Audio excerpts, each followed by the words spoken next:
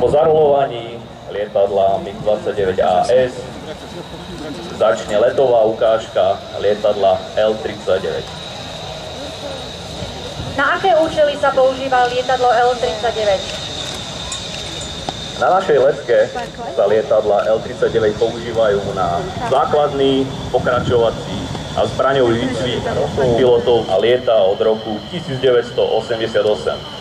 Jeho začiatky siahajú do aeroklubu Bolerád, kde lietal na lietadlách 142.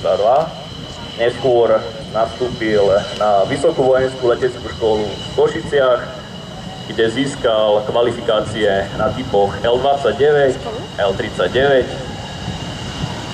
Neskôr získal aj možnosť lietať na typu MiG-29.